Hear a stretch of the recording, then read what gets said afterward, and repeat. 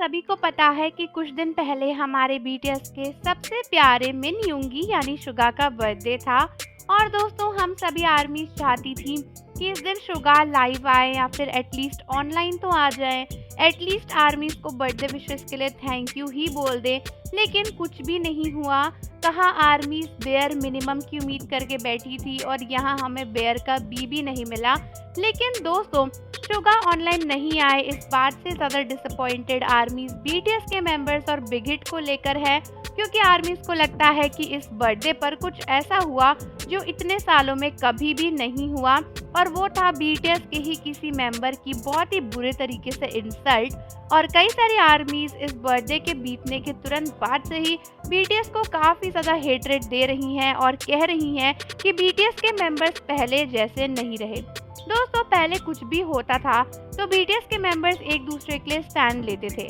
I agree कि पहली बार ऐसा हुआ कि किसी बीटीएस मेंबर के ऊपर ऐसा ड्रंक ड्राइविंग वाला केस हुआ, और पहली बार ऐसा हुआ कि भाई वो पुलिस स्टेशन पहुंच गए और ऐसा सब कुछ हुआ। इससे पहले कभी नहीं हुआ है। लेकिन फिर भी जब ये बात प्रूव हो गई कि शुगा की कोई गलती नहीं है, तो बीटीएस के मेंबर्स को उन्हें सपोर्ट करना चाहिए था। चलो माना कि उस टाइम पर मामला गर्म था और बीटीएस के मेंबर्स ने सपोर्ट नहीं किया, लेकिन इतने टाइम बाद अब बीटीएस के मेंबर शुगा का बर्थडे था और किसी भी बीटीएस मेंबर ने उन्हें विश तक नहीं करा, जो कि काफ़ी गलत लग रहा है आर्मीज को।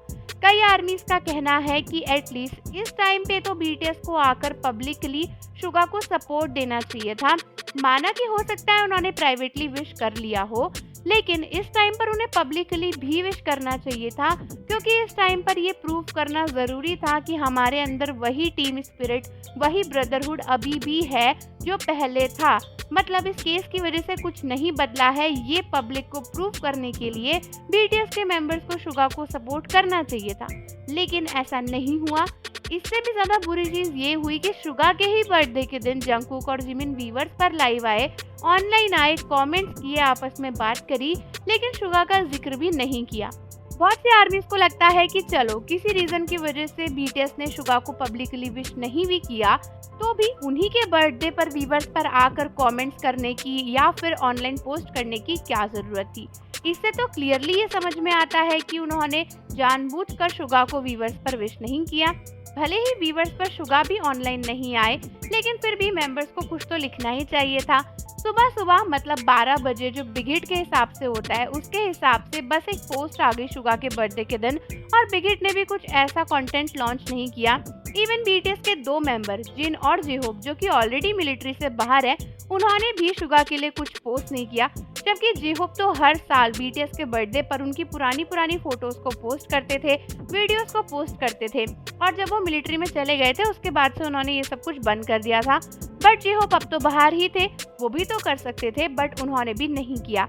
इनफैक्ट जेहोप के कॉन्सर्ट के जो प्रमोशंस चल रहे थे, वहाँ पर भी जब शुगा का नाम आया तो जेहोप काफ़ी शाइली हंस रहे थे, लेकिन उन्होंने शुगा के मैटर पर ज़्यादा कुछ और नहीं बोला, बस आर्मीज की बातों पर रिएक्ट कर दिया।